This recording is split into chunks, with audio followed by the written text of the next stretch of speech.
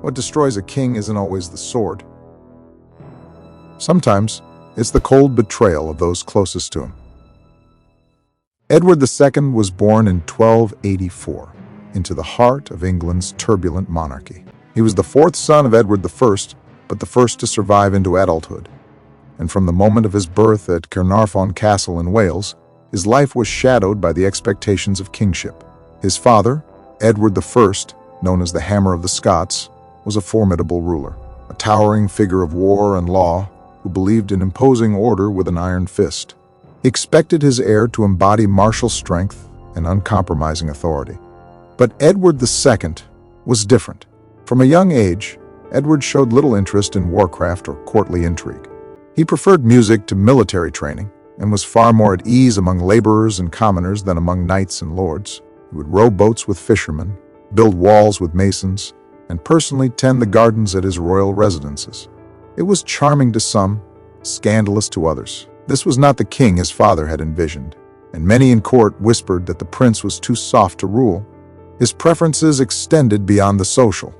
Edward's emotional life was intense and unconventional. One name in particular rose above the rest: Piers Gaveston. Gaveston was not only Edward's closest friend, but many believed his lover. The nature of their bond was widely speculated upon, even at the time.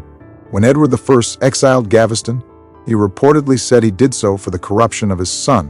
When Edward I died in 1307, the 23-year-old prince became king. His first act was telling. He recalled Gaveston from exile immediately and elevated him to Earl of Cornwall, a title usually reserved for royal blood. This enraged the barons, who viewed Gaveston as an upstart and a dangerous influence.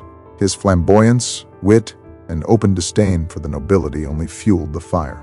He gave mocking nicknames to powerful lords and flaunted his relationship with the king. The nobles were not passive. In 1311, they forced Edward to sign the ordinances, measures that limited royal power and demanded Gaveston's banishment. Edward complied, but only briefly. He brought Gaveston back again and again. It was obsession, or defiant loyalty. In 1312, the nobles lost patience. Gaveston was captured by the Earl of Warwick and executed on Blacklow Hill. It was a calculated act of political murder. Edward was devastated. His grief twisted into a desire for vengeance. A darker, more vengeful king began to emerge. Edward's court became a fortress of fear and revenge. Ministers who once served the realm now served retribution. Into this vacuum stepped Hugh Despenser the Younger. Unlike Gaveston, Despenser was not a romantic figure, but a ruthless one. He and his father quickly rose to power, becoming the king's closest advisors. They used their positions to seize lands, settle scores, and enrich themselves. Their control over Edward was total, and their tyranny absolute. Between 1315 and 1321, England spiraled into chaos. The Despensers' greed knew no bounds. Noble families were stripped of their estates. Rivals were banished or executed. The barons, already wary of Edward's leadership, saw the Despensers as a cancer at the heart of government. Even the common people, suffering from famine and economic collapse, began to turn against the king. Before we descend deeper into this darkness, ask yourself, do you think loyalty can survive power? If this story has gripped you so far, hit the like button. It helps more people discover the truth behind history's forgotten kings. In 1322, a major revolt led by Edward's cousin, Thomas of Lancaster, was crushed. Lancaster was executed in a brutal display of royal authority. But this victory came at a cost. Edward now ruled through fear. The court was poisoned with paranoia. Rebellion simmered beneath the surface.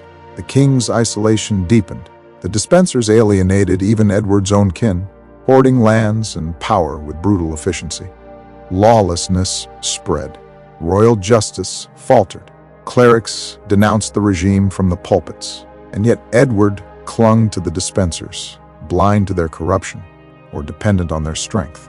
His marriage to Isabella of France, already strained, collapsed entirely.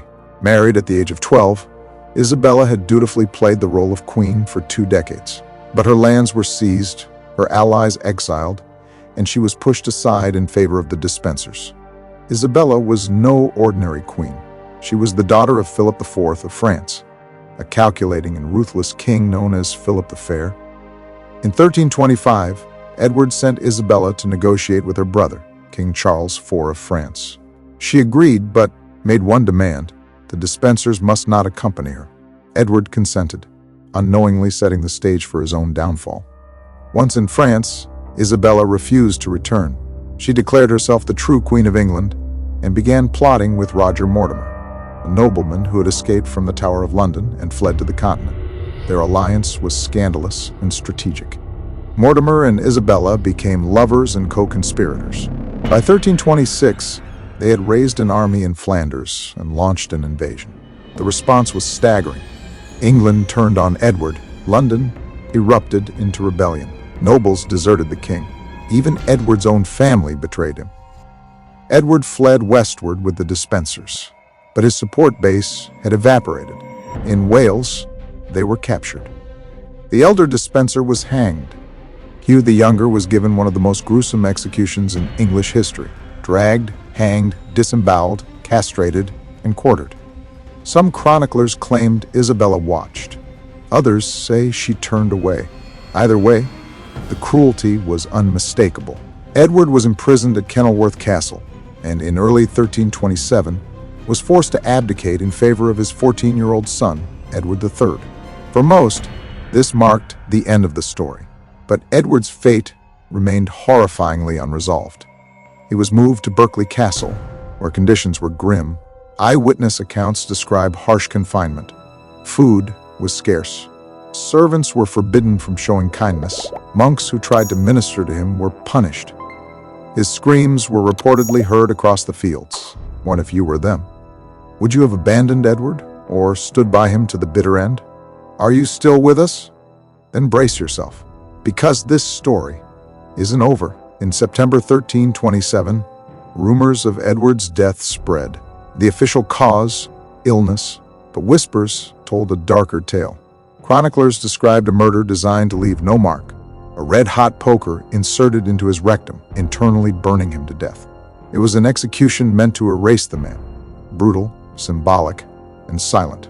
No autopsy was performed. No body was displayed. The funeral was closed casket. Doubts lingered. In the 1330s, letters emerged suggesting Edward had escaped. An Italian monk claimed to be the former king. A Florentine document mentioned a hermit once crowned in England. Was it truth or propaganda aimed at destabilizing Edward III? Historians remain divided. Some believe Edward was murdered as described. Others think he escaped and lived in exile. The evidence is murky, the sources contradictory. But one thing is certain: his legacy is haunted by uncertainty. Edward II was not a great king. He lost Scotland, divided England, and empowered tyrants. But he was also a man crushed by the weight of expectations, betrayed by his wife, and destroyed by those closest to him. His reign is a mirror, reflecting our darkest fears about power, love, and loyalty. What if history teaches us anything? It's that power does not forgive weakness. But was it his weakness that destroyed him, or the fear it inspired in others? Subscribe, because the next story is even darker. And it's coming soon.